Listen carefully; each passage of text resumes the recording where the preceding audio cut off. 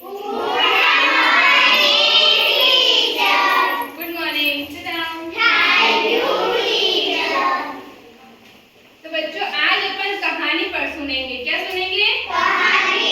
तो किसकी सुनेंगे? मधुमक्खी और कबूतर की। किसकी कहानी सुनेंगे? मधुमक्खी और कबूतर की। मधुमक्खी और कबूतर की, ठीक है।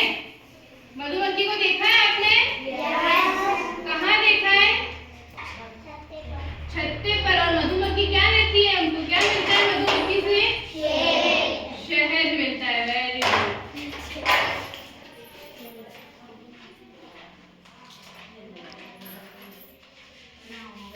और कबूतर भी देखा है? कबूतर को कहाँ देखा है?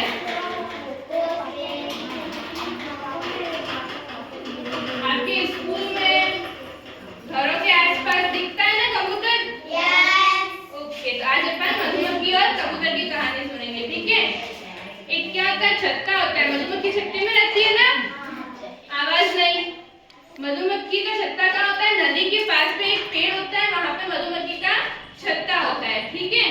तो क्या होता है कि एक बार मधुमक्खी शहद के लिए इधर उधर घूम रही होती है, शहद लेने के लिए। शहद कहाँ से मिलता है मधुमक्खी को? कोई बताएगा? वेरी गुड, फूलों से मिलता है, ठीक है। तो वो फूलों के लिए और शहद लेने के लिए फूलों को ढूंढ रही होती है। जितने में क्या होता है, वो पानी के अंदर गिर जाती है। किसमें गिरती है? पानी में गिर जाती है, ठीक है। तो एक कबूतर उसको देखता है, तो उसको बहुत दया आती है कि मधुमक्खी बहुत तड़प रही होती है पानी के अंदर। पानी के अंदर रह सकती है क्या मधुमक्खी? नहीं रह सकती ना, तो बहुत तड़प रही होती है। तो उसको कबूतर देखता है, तो उसको बहुत दया आ जाती है। तो वो सोचता है कि इसकी मदद कैसे करूं मैं अब। तो वो पेड़ का एक पत्ता सूखा हुआ होता है, पास में पड़े होते हैं ना, पेड़ के पास में पड़े रहते हैं सूखे पत्ते, वहां से एक पत्ता उठाता है और उस नदी के अंदर डाल देता है। क्या करता है? जहाँ पे मधुमक्खी तड़प रही होती है उससे थोड़ा पास में उसको डालता है। किसको डालता है? पत्ते को डालता है। Very good. तो मधुमक्खी क्या करती है? धीरे धीरे उस पत्ते पे चढ़ के और फिर उड़ जाती है। मधुमक्खी उस पत्ते पे चढ़ के थोड़ी देर में सही हो जाती है और फिर उड़ के अपने छत्ते में चली जाती है, ठीक है। फिर एक दिन वापस क्या होता है? बहुत दिनों बाद में एक शिकारी आता है। कौन आता है? शिकारी क्या करता है? शिकार करता है। Very good. शिकारी शिकार करता है, तो वो कबूतर का शिकार करने वाला होता है। किसका शिकार करता है? कबूतर।